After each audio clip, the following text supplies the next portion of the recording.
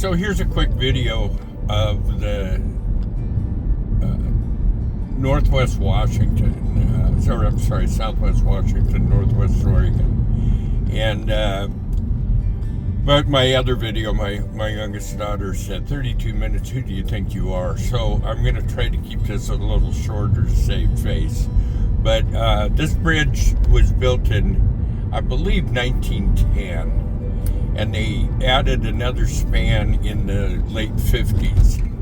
And that's all it's been since. And it's a drawbridge on I-5 between Oregon and Washington. Right now I'm in Oregon. I'm heading toward Washington. And this bridge has never changed. The color changed a little bit. Went from lighter green to darker green or something. But this is it. This is a major thoroughfare between Oregon and Washington, between Portland and Vancouver, on I-5, and it crosses the Columbia River. It's remarkable to me that the only place that you would have to stop between Mexico and Canada is on this bridge when it opens. Which is often, this bridge is open, if not every day, once a day. It's often more than once a day. And you can imagine the hundreds of thousands of vehicles going across this bridge every day and how slowed down, obviously, it would get. This is part of the structure that raises, right? We're on it right now. And this raises up for ship traffic and boat traffic. And sometimes I'll see them open the bridge, and I swear to God, there's a cigar floating downstream, and they open the bridge for it. I'm not really sure what the criteria for opening the bridge is, but that's it. That's the interstate bridge between Oregon and Washington. Now I'm going on to Washington Highway 14, which runs parallel to the Columbia River, going upriver or east. And so that's kind of the story. There's railroad, the major railroad that runs along the Columbia River comes into Vancouver right here, and then splits off to go to Portland or Seattle, depending on the direction of the freight. And so this is Highway 14, and I'll be back in a few.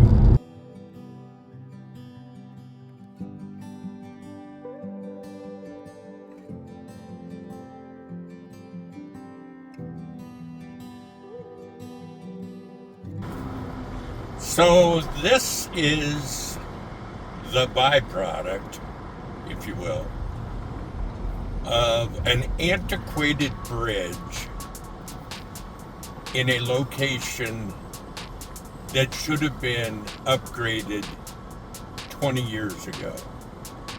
This backup is everyday, nonstop occurrence. I think the only time you probably wouldn't get hindered in this backup would be like 3 o'clock in the morning. This right now it's 6:18 in the evening. Granted, it's a Friday, but be that as it may, it's remarkable, this backup. The preponderance of people that are in this backup, by just looking at the license plates, is Washingtonians. And the last time there was a bridge proposal for this location, Washington was the one who didn't want it.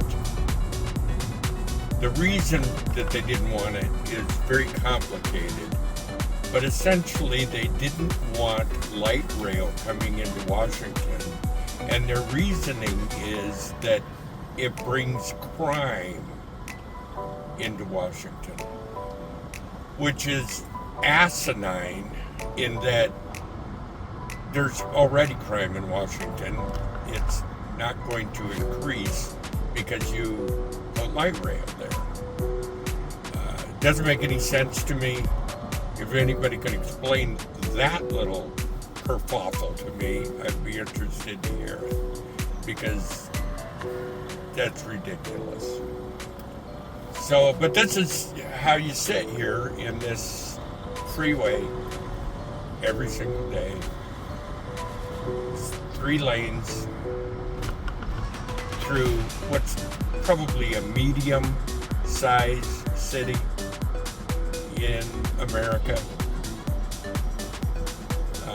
Even though it's a small city compared to Seattle and San Francisco and obviously LA, it's still a large enough community where they should have adequate freeway, and it's just never going to happen. So that's the story.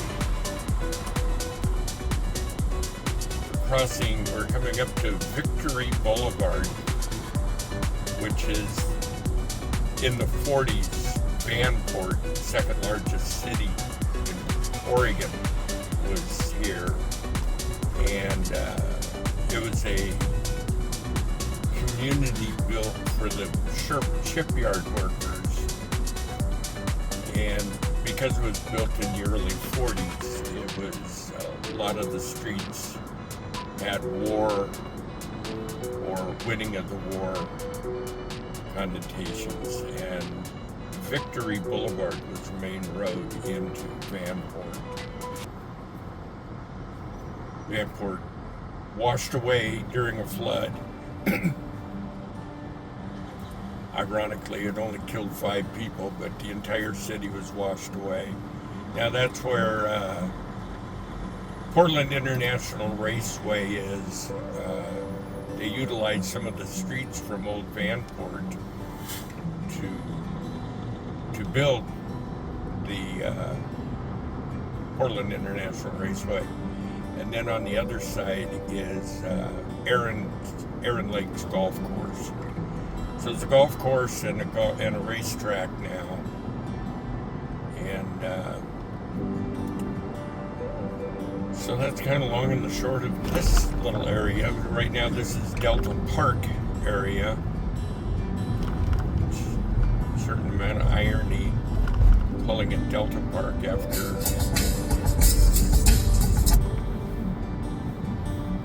it was a delta or a dike, if you will, that broke during the flood and Vanport flooded.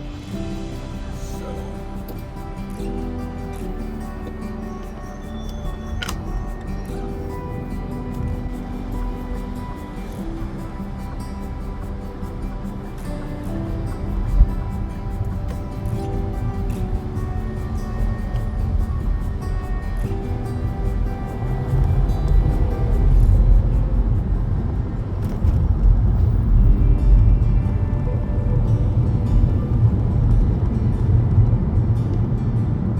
So there's the bottleneck up in front of us. That is the interstate bridge we talked about earlier, and it's a mess.